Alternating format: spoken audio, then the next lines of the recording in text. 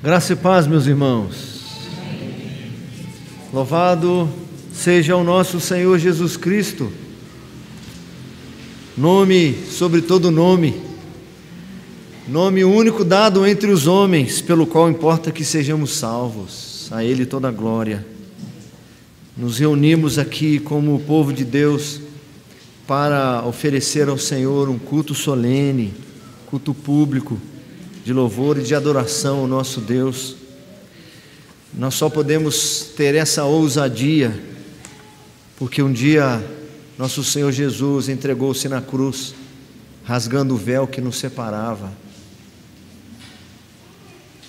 nos religando ao Pai. Vamos abrir o texto, irmãos, seguindo uma sequência que já dura 18 semanas. Sermão número 18 do Sermão do Monte, Mateus capítulo 6. As crianças que têm aí os caderninhos para anotar, hoje a gente está com uma dificuldade ali no projetor, mas se você tem o último, vai ser fácil, se você vai acrescentar só o número 2, número 1 era a esmola cristã, hoje vai ser a oração. Então, enfim, eu vou tentar pontuar bem para quem anota, mas se as crianças tiverem dificuldade, depois eu posso auxiliar, dar até minha anotação aqui para vocês anotarem. Vamos orar? Pai Santo, exaltado seja o Teu nome. Nós estamos aqui, Senhor, uma porção da Tua igreja, a representação do Teu povo aqui que se reúne aos Teus pés, diante do Teu trono, para oferecer-Te um culto, Senhor, que desejamos que pela mediação de Jesus Cristo lhe seja aceitável. Queremos louvá-lo, queremos engrandecê-lo, queremos reconhecer a Tua majestade, queremos poder falar contigo nas orações, usufruir, ó Deus, desse privilégio que é levar a nossa voz em comunidade, aqui no meio da congregação, para falar contigo, Senhor. E esperamos também, Senhor, poder ouvir a Tua voz. Fala com o Teu povo, Senhor. Eis aqui uma parte do povo em que Jesus verteu o Seu sangue em Seu favor, povo que Tu chamas de Tua propriedade exclusiva, cuja alma carece de ser alimentada pela Tua palavra, Senhor. Nossa alma tem sede de Ti, meu Pai. Fala conosco, instrui-nos nesta hora, que a Tua palavra cumpra o propósito pelo qual foi designada, que haja conversão, Senhor, que haja restauração, que haja correção, que haja instrução, educação na justiça, que isso tudo venha a redundar para o louvor da Tua glória, em nome e por amor de Jesus. Amém. Insistentemente, incansavelmente, semana após semana, temos reiterado essa verdade bíblica. É uma verdade bíblica, e é uma verdade específica no Sermão do Monte, Mateus capítulo 5, capítulo 6 e capítulo 7. Ser discípulo de Jesus, meus irmãos, é ser diferente. Não é possível ser mais quem eu era, à medida que eu começo a andar com Cristo. Não é possível ser semelhante a mais nada e a mais ninguém, a não ser Cristo. Não é possível mais ouvir nenhuma outra voz, nenhuma outras vozes. Não é possível mais querer agradar mais ninguém. Ao contrário disso, nós temos aprendido que quanto mais parecidos com Cristo, e naturalmente mais distintos e diferentes de todos os outros que não seguem Cristo, o que nós atraímos é hostilidade e perseguição. Não estamos atrás de popularidade, e nem de coesão, nem de unanimidade. Temos visto já há várias semanas, foram 16 sermões pregados aqui nesse espaço, só no capítulo 5 aqui de Mateus, em que podemos ver que a diferença dos discípulos de Jesus se dá inicialmente quanto ao seu caráter, é o que vimos nas bem-aventuranças, se dá quanto à sua influência, quando ouvimos aqui que somos ou devemos ser o sal da terra e luz do mundo. Vimos que temos de ser diferentes quanto à justiça, no capítulo 5 mesmo, do versículo 17 até o final. Vimos no sermão número 17, iniciando agora a quarta sessão, o quarto ponto desse sermão, que nós somos diferentes também quanto à religiosidade. E nesse trecho de Mateus capítulo 6, de 1 até 18, nosso Senhor destaca 3 práticas religiosas, que não obstante serem comuns, a esmola, a contribuição, a oração e o jejum, ainda que as práticas sejam semelhantes dos que seguem Jesus para os que não seguem Jesus, existem diferenças dos que seguem a Jesus quando entregam a esmola, a oferta, a diferença dos que seguem a Jesus quando oram, daqueles outros todos que, ainda que façam as mesmas coisas, não seguem Jesus. Nós vimos no último sermão quanto à esmola cristã.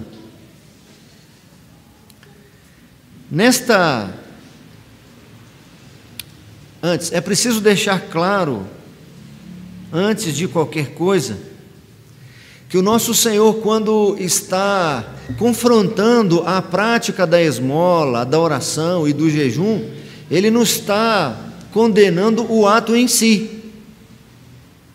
Ele não é contra que se faça contribuição.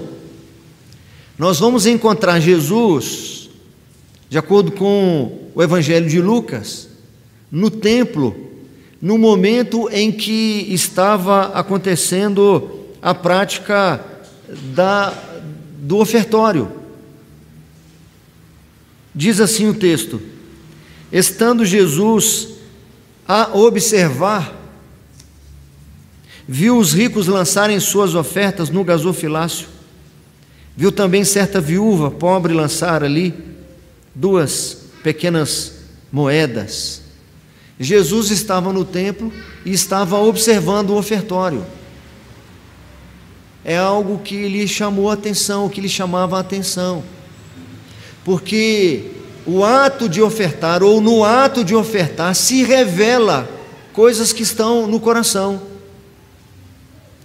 Não era o valor da contribuição, o montante da contribuição, tanto que o destaque que nosso Senhor faz em relação a uma viúva, já desfavorecida socialmente e ainda pobre, destituída de recursos materiais, lançando ali apenas 2 pequenas moedas. O que Jesus destacou foi a motivação dela, sua generosidade e a sua fé que foram ali expressas. Ele não é contra a contribuição, ele era contra a contribuição que é feita com a motivação errada. A mesma coisa acontece com a oração. Vamos ler aí no capítulo 6, versículo 5 ao versículo 8. Mateus capítulo 6, do versículo 5 ao versículo 8. Se você tem a mesma versão que eu, você pode ler de forma alternada comigo. E quando orardes, não sereis como os hipócritas, porque gostam de orar em pé nas sinagogas e nos cantos das praças, para serem vistos dos homens. Em verdade vos digo que eles já receberam a recompensa.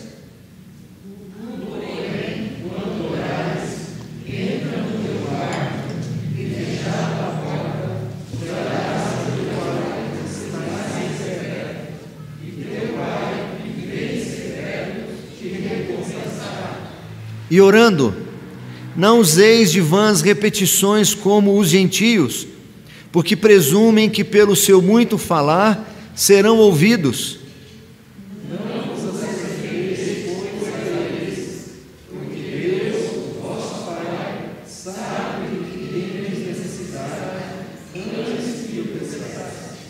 Da mesma forma que o trecho anterior da esmola ou da oferta ou da contribuição, nosso Senhor não é contra a oração. Para falar na verdade, ele já leva em conta que essa prática era comum entre os seus ouvintes. Ele diz assim: e quando orardes, significa que eles já oravam. Já era uma prática entre eles. Se Jesus não condena a oração, o que ele condena? Jesus condena aqueles que querem ser vistos pelos outros. Os discípulos de Jesus precisam se diferenciar quanto à intenção e à atenção que eles dão enquanto oram. Os chavões, as frases de efeito, os sentimentos apropriados, o tom de voz piedosa, o fervor expresso na hora certa, tudo isso pode se transformar em agradar as pessoas e receber delas alguma aprovação. Tem pessoas que quando vão orar, elas mudam o tom de voz para parecerem mais piedosas. Elas usam expressões e vocabulários que não lhes é comum para mais nada. Ela usa expressões repetidas que ela solta sem pensar. São muitas vezes orações que não são refletidas. Não está se pensando de fato com quem se está falando, mas sim de quem está observando. O que Jesus está condenando aqui, e eu vou começar a explicar isso agora, é a tentação de parecer ser aquilo que não se é. Talvez esta seja uma das tentações que são perigosas apenas para religiosos e, sobretudo, para seguidores de Jesus. Jesus condena aqui a falsidade. A falsidade é algo repulsivo. O que Jesus enobrece é a integridade. Aquele que procura ser íntegro, inteiro, com as pessoas olhando ou com as pessoas não olhando.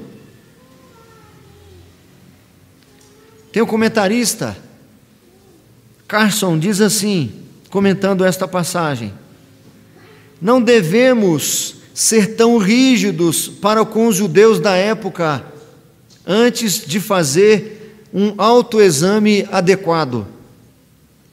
Sei muito bem o quanto sou capaz de me enganar e me iludir, e acho que não sou um caso isolado nisso. Todos recebem a mesma recompensa: o desejado louvor de seus pares. Essa é a única recompensa deles, não há outra, e certamente nenhuma oração respondida pelo Senhor. De acordo com esse texto, como que deve se caracterizar a oração dos cristãos? Nosso Senhor ensina aqui dois aspectos, com dois exemplos negativos. O primeiro exemplo negativo são os hipócritas daqueles dias, os religiosos que eram falsos, que por fora pareciam ser piedosos, mas seus corações eram imundos. Jesus diz assim: tu, porém, quando orares, entra no teu quarto e, fechada a porta, orarás a teu Pai que está em secreto, e teu Pai que vem em secreto te recompensará. Nosso Senhor não condena a oração, muito menos a oração pública. Nós vamos encontrar a igreja neotestamentária, a igreja do Novo Testamento, a igreja de Atos, muitas vezes fazendo esse tipo de oração coletiva. Estavam todos reunidos no mesmo lugar, em oração unânime, e todos perseveravam na doutrina dos apóstolos, na oração.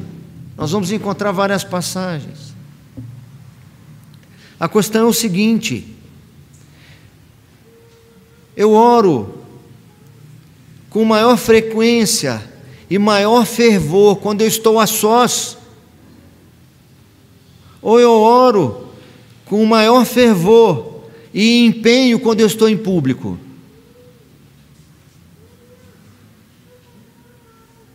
E quando eu digo em público, pode ser só com a família, pode ser só num estudo bíblico, ou pode ser na assembleia coletiva dos santos, no culto. Eu amo de fato o local secreto de oração, o tempo reservado de oração ao Senhor.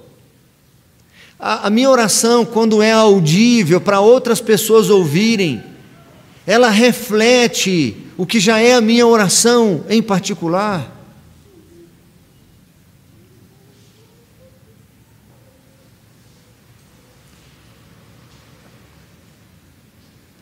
Alguns anos atrás, quando eu digo alguns anos, deve ter uns 30. Alguns. Eu fui numa programação lá na cidade de Viçosa, no CEM, Centro Evangélico de Missões, prepara muitos missionários. E depois nós fomos no culto na igreja central lá de Viçosa. E uma pessoa importante da nossa denominação ia pregar. Pastor já de idade, já maduro, bem maduro, e muito importante na nossa denominação. Eu era um jovem, né? Estava lá para prestar culto, e quando ele adentrou junto com outros pastores, ele se ajoelhou. Eu achei aquilo impactante, falei: poxa vida, que bacana, quando eu for pastor, vou fazer isso. Eu acabei esquecendo disso. Anos mais tarde, eu já era pastor, talvez há uns 7 anos, 5, 7 anos, e eu me lembrei disso. E eu comecei a fazer isso na minha igreja, antes do culto, no momento do prelúdio. Então eu me ajoelhava para orar. E o Senhor começou a me incomodar com isso. E vinha no meu coração essa pergunta: você faz assim em secreto? Você se ajoelha quando não tem ninguém olhando? Você não está querendo parecer para esse povo que você é o que você de fato não é?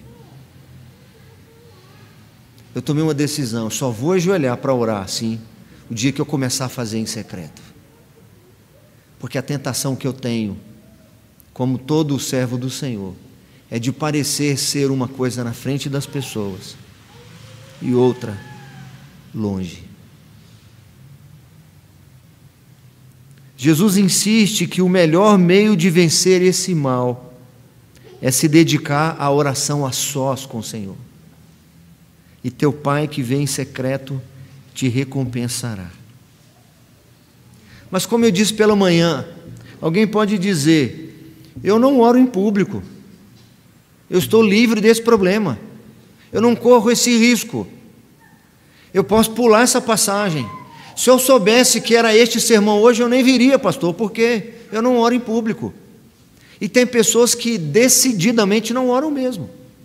Em todos os lugares que eu pastoreei, algumas pessoas chegavam perto de mim e diziam: pastor, por favor, não me pede para orar em público, porque assim eu não oro mesmo, eu tenho vergonha, só sei orar em pensamento. Já aconteceu de no culto eu pedir para alguém orar, ou pedir a fulano de tal para orar, a pessoa fez assim para mim. Eu não. Então eu comecei a ficar pedindo só os mesmos, até eu conhecer um pouco mais a igreja, para não ter esse constrangimento mais. Então quem não faz orações públicas pode pensar: eu estou livre desse problema, raramente ou nunca eu oro em público, estou isento dessa admoestação, eu não corro o risco de parecer piedoso não sendo piedoso. O que Jesus confronta aqui é contra o estado do nosso coração. Não apenas os fariseus, que eram visivelmente hipócritas. O que Jesus faz aqui é desmascarar os efeitos perversos do pecado na alma humana, na forma de egoísmo e de orgulho. O nosso Senhor pegou o exemplo da oração, que é, entre outros atos religiosos, é aquele que demonstra maior proximidade com Deus. Eu me aproximo mais do Senhor quando canto louvores a Ele. Senhor meu Deus, quando eu maravilhado. Bonito esse hino, né? E eu acho que eu cantei afinadinho também, hein? Não foi? Eu estou gostando desse negócio aí. Está tendo ensaio do conjunto dos homens aí, o negócio está dando certo. Eu canto isso lendo, ou canto de cor. Mas quando eu estou num lugar em secreto e vou falar com o Senhor, a minha oração é o momento de maior expressão de comunhão com o Senhor. Jesus está dizendo, até mesmo nesse momento, o orgulho, a vaidade e o egoísmo estão junto com você. O problema dos fariseus era a oração, ou o que se expressava na oração deles. Quem não é fariseu, que não ora nas praças, pode pensar: eu estou livre disso, eu até oro na igreja eventualmente, mas nas praças, e quando orardes, não sereis como os hipócritas, porque gostam de orar em pé nas sinagogas e nos cantos das praças, para serem vistos pelos homens. Nós pensamos: talvez os nossos irmãos pentecostais se encaixem, porque gostam de fazer cultos nas praças. De vez em quando eu vejo na Praça da Sé o sujeito com a caixinha de som e microfone, para todo mundo ver. Na Praça 7 em Belo Horizonte, esses correm o risco. Nós não corremos esse risco. O pecado está em nós, até nos momentos de maior expressão de comunhão com Deus. O que Jesus está trazendo à tona aqui é a essência do pecado.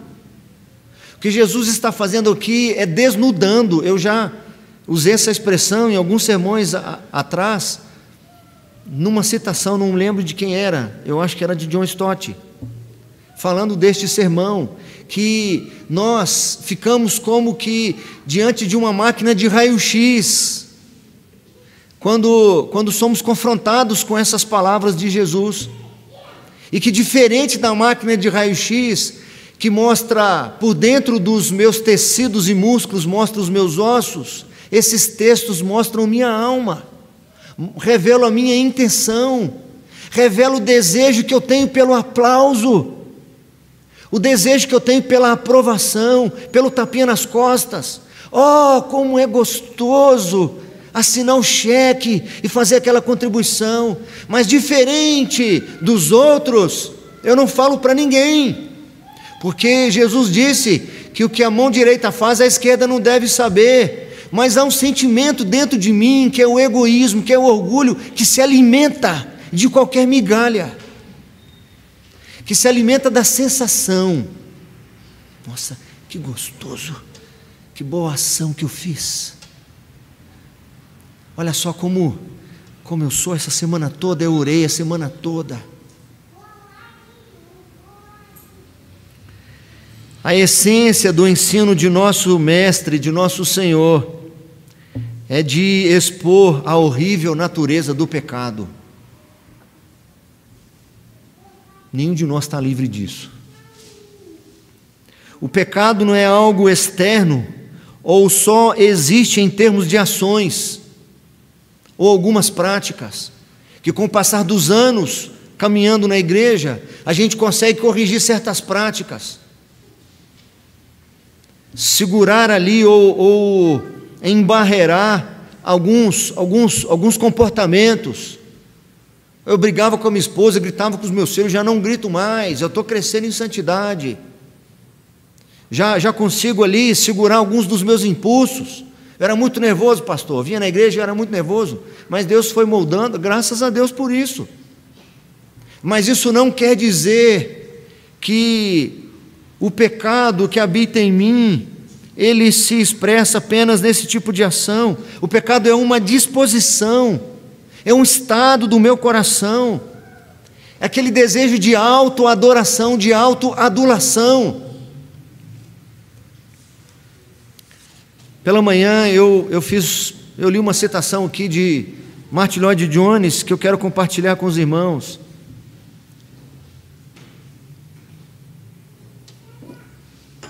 Ele diz o seguinte: muitos têm concordado que o mais elevado quadro do homem que jamais se pôde retratar, conforme também penso, é vê-lo de joelhos esperando em Deus. Ele diz que esse seria o quadro mais elevado a ser pintado, de um homem prostrado esperando em Deus. Que cena, hein, meus irmãos? Que cena! O que a igreja deve pensar daquele pastor que antes de pregar está ali prostrado em oração, ajoelhando, prostrado diante do Senhor? Que quadro, que homem piedoso! Continuando, ele diz: a oração é a mais elevada realização do ser humano, é a sua mais nobre atitude. Nunca o homem se mostra tão grande como quando entra em comunhão e contato com Deus. Ora, de acordo com o nosso Senhor, o pecado é algo que nos tem afetado tão profundamente, que mesmo ao atingirmos aquelas elevações espirituais, ele continua conosco, atacando-nos por todos os lados. De fato, certamente, cumpre-nos concordar que, com base na doutrina do Novo Testamento, é somente quando chegamos a compreender a realidade por esse prisma que começamos a entender realmente o pecado. É nesse contexto que o apóstolo Paulo, escrevendo aos Coríntios, quando ele acaba de falar sobre o auge da sua espiritualidade, conheço um homem, se no corpo ou fora do corpo eu não sei, Deus o sabe, subiu até o terceiro céu e viu coisas inefáveis que não é lícito ele compartilhar. Se no corpo ou fora do corpo eu não sei, Deus o sabe. Aparentemente ele está falando de outra pessoa, mas em seguida fica claro que ele estava falando dele mesmo. Ele diz assim: e para que não me ensoberbecesse. Qual momento ele poderia se ensoberbecer? No auge da sua espiritualidade. Se no auge da nossa espiritualidade, no topo da nossa espiritualidade, o pecado continua conosco, então todos nós poderíamos dizer como o apóstolo Paulo: desventurado homem que sou, quem poderá me livrar do corpo desta morte? Quem pode se sentir seguro e dizer: livre estou dos meus pecados? Quem pode se considerar superior aos outros? Jesus está falando aqui de uma justiça religiosa. Olha, eu já disse nas bem-aventuranças quem vocês devem ser: os que se consideram pobres de espírito, que choram, que são mansos, limpos de coração. Eu já falei como vocês devem se relacionar com o mundo, de influência, sal da terra e luz do mundo. Eu falei como vocês devem se relacionar com a lei, com a justiça. A justiça que vocês seguem é a justiça divina, porque vocês são integrantes do reino dos céus. E agora, nesse capítulo 6, eu estou falando como vocês se relacionam com Deus, como vocês se relacionam com o Pai. Eu começo a entender um pouco melhor porque que o apóstolo Paulo aos Coríntios também diz: mas eu esmurro o próprio corpo e o reduzo à escravidão, porque tendo pregado a outros, não venha eu mesmo a ser desqualificado. Talvez por não compreendermos de fato a realidade do pecado, eu também não reconheço e não valido e nem valorizo tanto assim o sacrifício de Cristo. Talvez o que Ele fez foi para me livrar da condenação interna. Não, Ele não fez só isso. Tem efeito agora contra o pecado.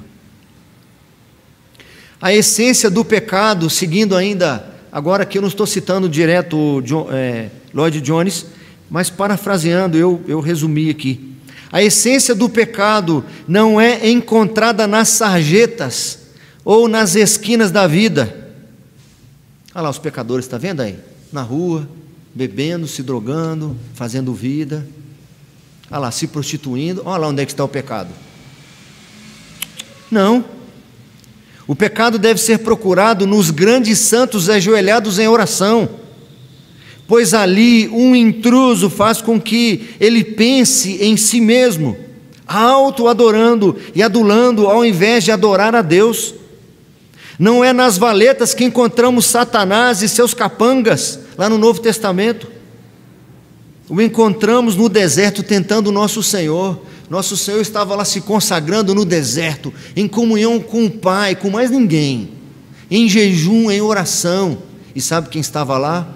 Para instigar, para tentar despertar alguma vaidade? Satanás. O segundo exemplo que o nosso Senhor se utiliza, aí no versículo 7, se você tem, você poderia ler comigo? Versículo 7. E, orando, não useis de vãs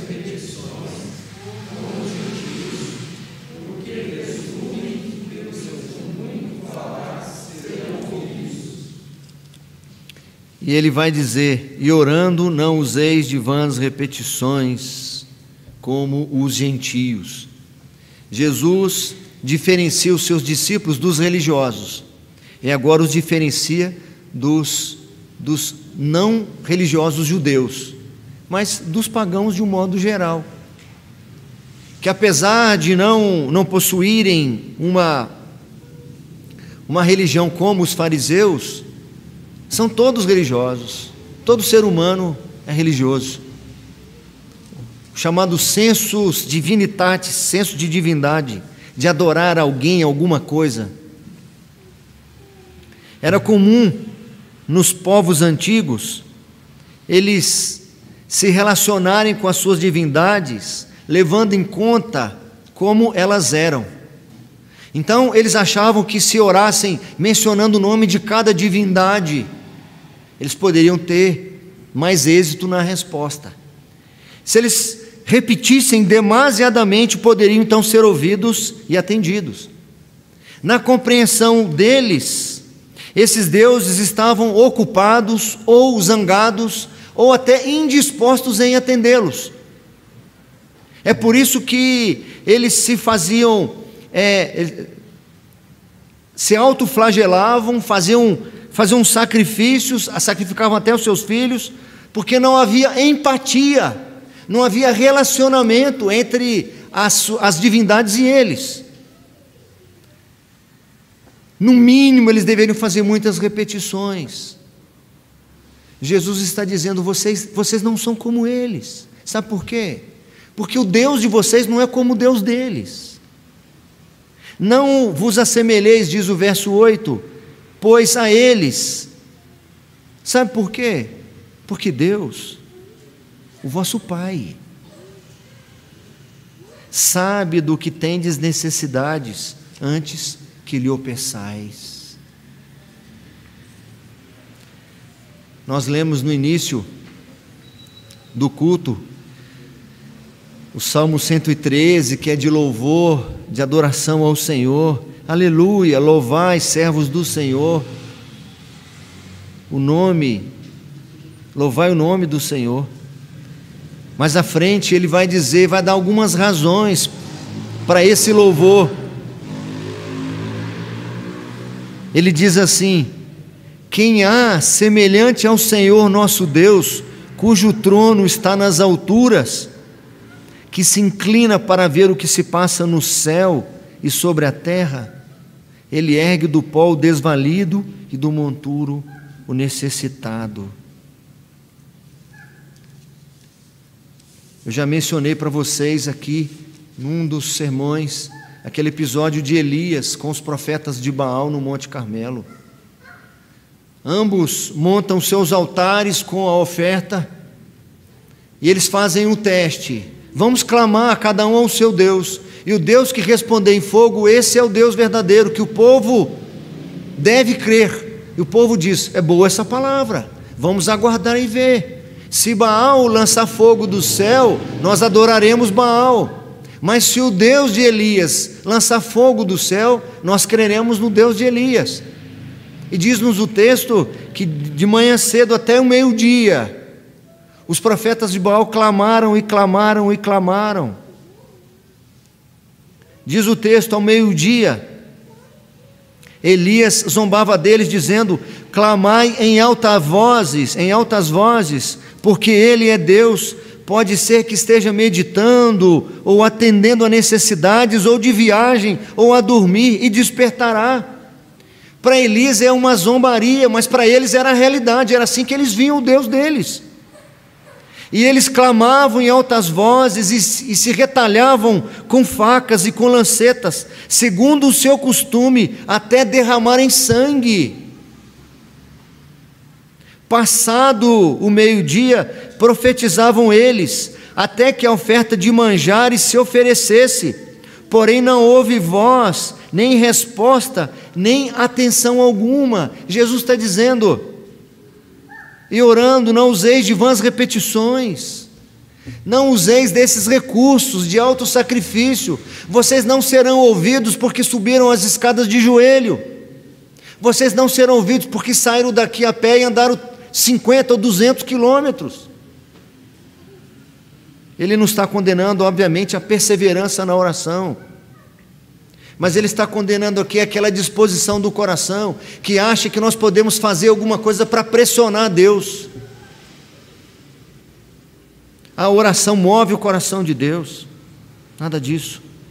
Jesus ensina aqui que os seus discípulos são diferentes porque o seu Deus é diferente. É soberano Rei, Criador, eterno, majestoso. Os falsos deuses não são assim. É compassivo, é longânimo, tem prazer em ouvir, em responder, em atender. Conclusão, meus irmãos. Esse deve ser um interesse. Essa deve ser a motivação, a presença consoladora, a companhia de Deus que preenche o vazio do nosso coração. O sentido que traz para a nossa vida, a razão para existirmos. Deus, a presença de Deus, a companhia de Deus, deve ser o alvo de toda a nossa busca. O uso máximo de nossa razão, o empenho de nossas forças, onde nós depositamos totalmente o nosso coração. Nossa recompensa é poder falar com o Criador dos céus e da terra e ser ouvido por Ele. Saber que Ele está ali atento e com anseio, digamos dessa forma, em se relacionar conosco. Davi, quando escreve o Salmo 139, ele fala desse Deus que tudo observa. Senhor, Tu me sondas e me conheces. Sabes quando me assento e quando me levanto, de longe penetras os meus pensamentos. Ainda a palavra não me chegou à língua e Tu, Senhor, a conheces toda. Definitivamente, ou nós reconhecemos que o nosso Deus é um Deus soberano, grandioso, que tem todo o poder e ao mesmo tempo é acessível e sensível a nós. E o nosso relacionamento então será um relacionamento diferenciado, ou nós não nos distinguiremos no nosso relacionamento com Deus. Nossa religião será vazia.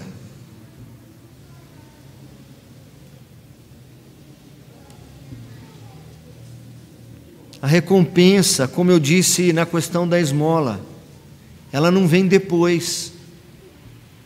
A recompensa da esmola veio antes. A recompensa da oração é assim também.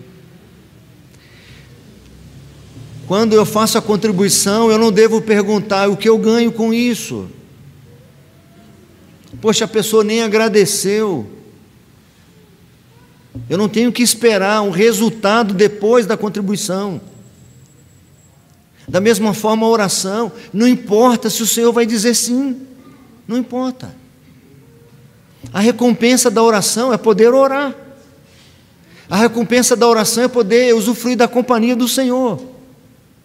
Só que para eu ter prazer na companhia do Senhor, eu vou encontrar uma oposição, que é o meu coração, que quer receber a glória, quer receber a recompensa agora. Eu encerrei semana retrasada com uma citação de C.S. Lewis e eu gostaria de repeti-la. Ele diz assim: as devidas recompensas não são simplesmente adicionadas à atividade pela qual foram concedidas, mas são a própria atividade em consumação.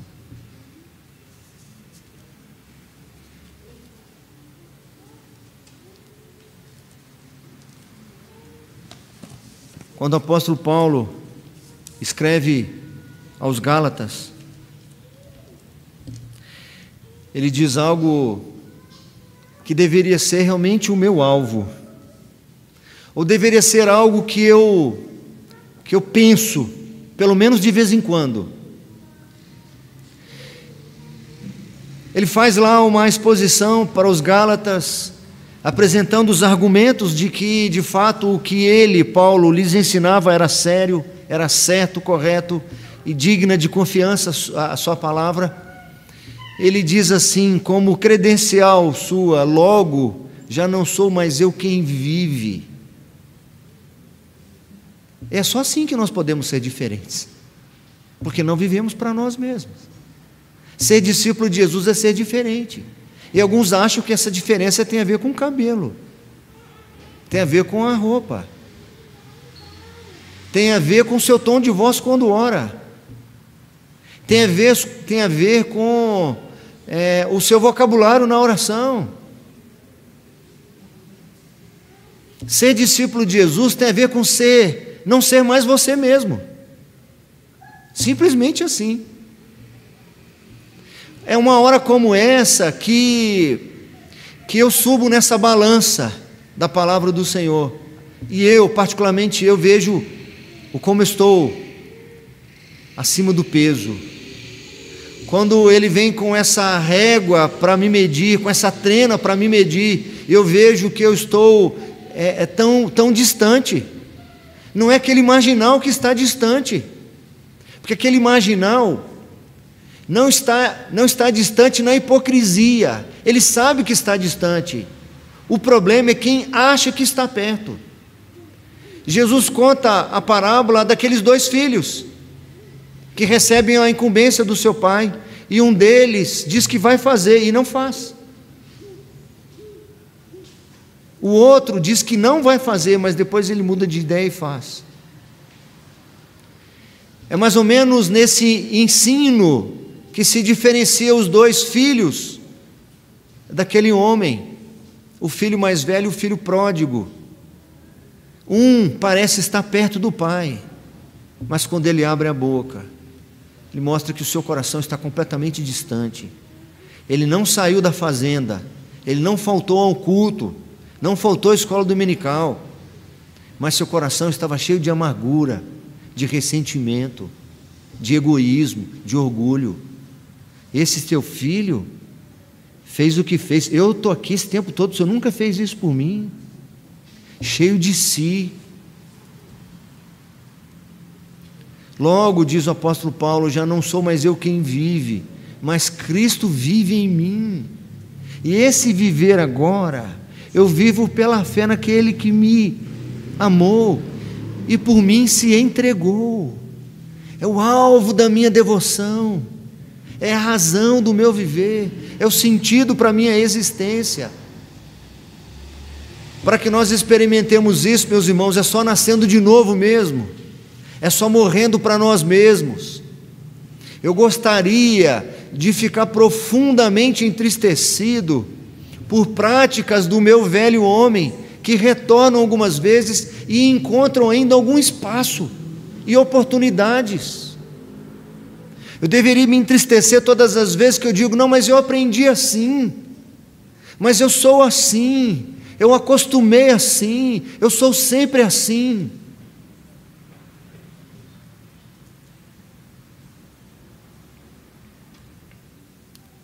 Deveria ter um desejo crescente pela integridade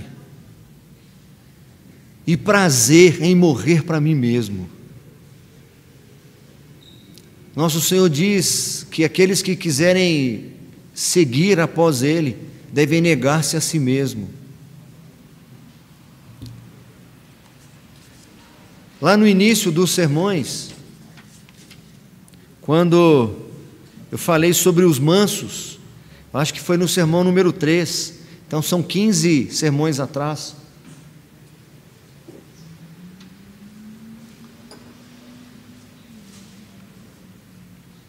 Eu fiz também uma citação de Lloyd Jones, que eu acredito que encaixa muito bem agora nesse final. Ele resume a mansidão da seguinte maneira: a mansidão é, em essência, a verdadeira visão que temos de nós mesmos e que se expressa na atitude e na conduta para com os outros.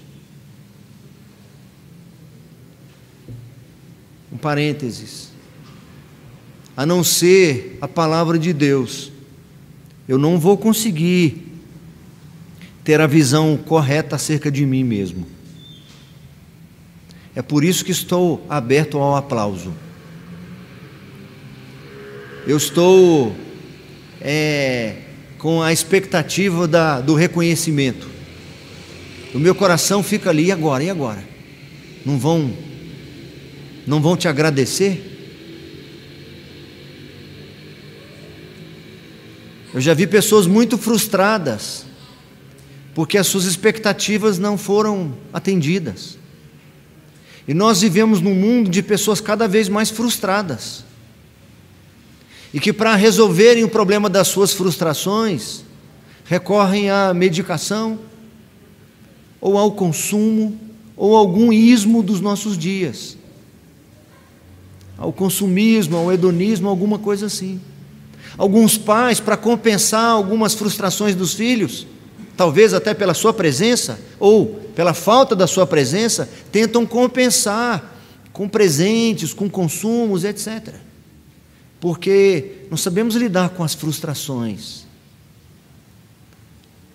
com as decepções. mas são instrumentos eficazes que Deus usa para poder fazer com que eu me veja mais claramente. Voltando à citação, ele diz: a mansidão é, em essência, a verdadeira visão que temos de nós mesmos e que se expressa na atitude e na conduta para com os outros.